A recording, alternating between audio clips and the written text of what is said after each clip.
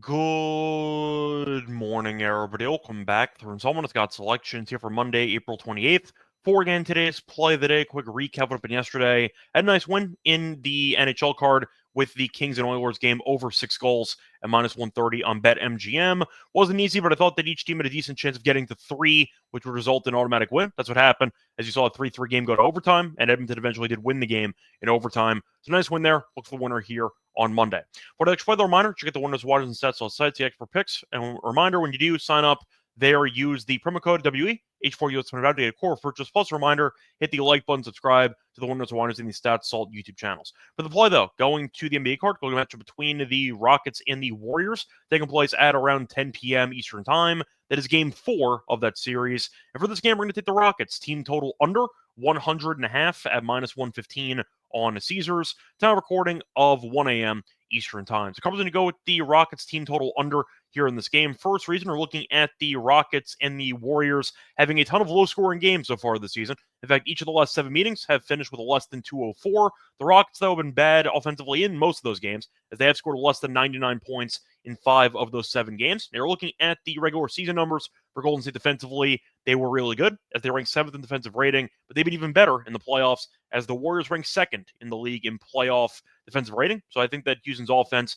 might be in trouble once again here in this road game. And both teams also play pretty slow since the All-Star break. Warriors did rank 19th in pace. Rockets did rank 15th. And we've seen a very slow-paced series so far, as so far the series pace rating is 92.67. By comparison, the lowest pace rating by any team in the regular season was the Magic at 96.51.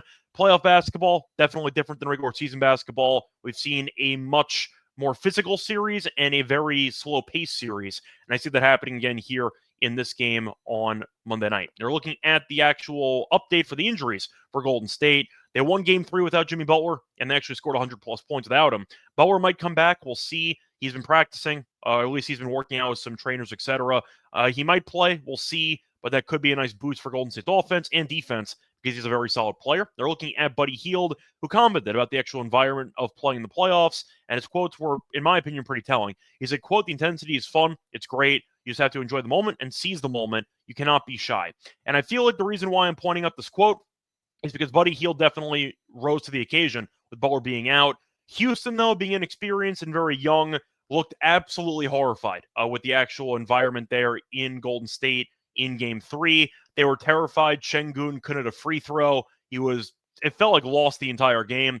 Jalen Green no-showed the game as well. VanVleet was good early. Then he fell apart down the stretch. But Houston looked extremely overwhelmed by the moment, and that's why Golden State was able to come back into the game in the first place after looking pretty awful for the first, I'd say, 20 minutes or so of that game, first 18 minutes of that game. And then Golden State hit the ground running, was able to go win the game from there. Point is, though, Houston being young, I do think is going to play a factor for the remainder of the series. Definitely a big game for Houston, a must-win game. They don't want to fall behind 3-1. But you're looking at Houston offensively, looked like a mess on the road in Game 3. Once again, a lot of inexperience, a lot of really bad possessions, and I see that happening again here in this game. But I do think that this game probably should go under again for the full game. But I think Golden State offensively might have found something in that last game as Curry got going, and we saw him have a monster Game 3. So I'm going to avoid Golden State's offense entirely. I'll back the defense against this bad offense. Give me the Rockets team total under as my play for Monday. So once again, the play today here for Monday, April 28th is going to be on the Rockets team total under